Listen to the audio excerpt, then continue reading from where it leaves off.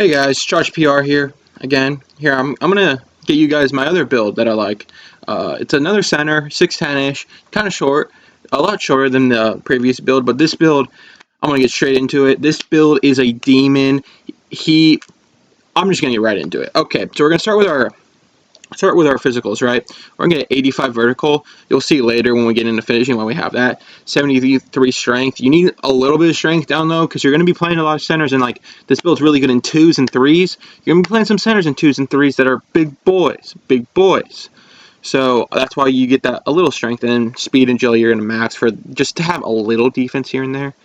Offense and defense rebound, we're going 94 and 90. We're going to cap break that up to 96, so then we get Hoff rebound chaser.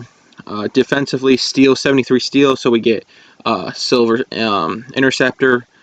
Interior defense, like I said, 70, just to have something. 79, sorry, just to have something there. And perimeter defense, 79 also, just to be able to, do something out there. Just be able to switch if you need to switch, stuff like that. And then you see me dealing with the driving dunk. We want 93 driving dunk right now. We have that 85 vertical for when we're going to cap break that up to 96 later on in the year. 93 is fine, especially that +1 badge, that +2 badge, and that build specialization. You can do what you want there. I'm not going to tell you what to do there, but for me, I would either do finishing or I would be shooting. Defense is so hard this year to get it, but if you can get it, I recommend it. Playmaking, like I said in my previous video, 55 ball handle on these 6'10 builds is great. You get Giannis dribbling style and you get KD6. And then lastly, mid-range 78, so you can get that set shot specialist plus to it to Hoff's set shot specialist. And you see the low 3, it's 66. You can shoot with that this year. This build isn't meant to just shoot. It is meant to stay in the corner and maybe shoot here and there. And then, look, that's the build name, Walking Board Slasher. Don't see it very often. It's a good name. I like it. But, yeah, that's the demon build. If you want to be able to shoot really consistently, I don't recommend this build. If you want to be able to like go against 7-4s and kind of be able to dribble left, right, and then get around and then get a dunk off, this is a great build.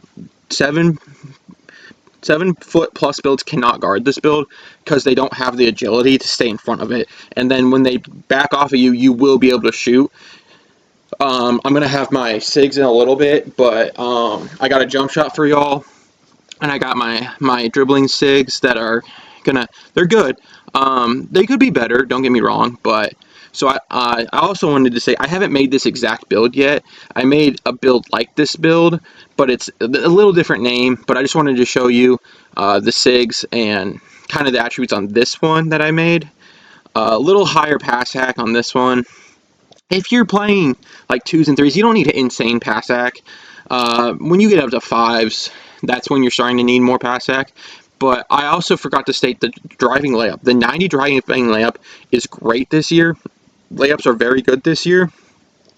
And floaters are very good. So if you can get the floater down on this build, that just adds a whole new dynamic to it. So here are my SIGs, like I said earlier. These are the SIGs I like. The normal behind the back is great this year, so I highly recommend that on these builds. And then here's the jump shot. This is not actually a jump shot. This is a jump shot, my first jump shot. And then this is the legit jump shot. This jump shot on this build and on the 7-foot build are the exact same jump shot. It's butter. Highly recommend it. And then my dunks. My dunks are very, very simplistic. I pretty much just run contacts, tomahawks, and some NBA players. And then contact like alley-oops and all that fun stuff too. But I think when you get into those E-spays, you get into those windmills, that's when you're getting in trouble. Block's pretty good this year, and I just don't recommend having those because you're making yourself lose points. So here I'm trying to show you guys kind of the dribbles that I use.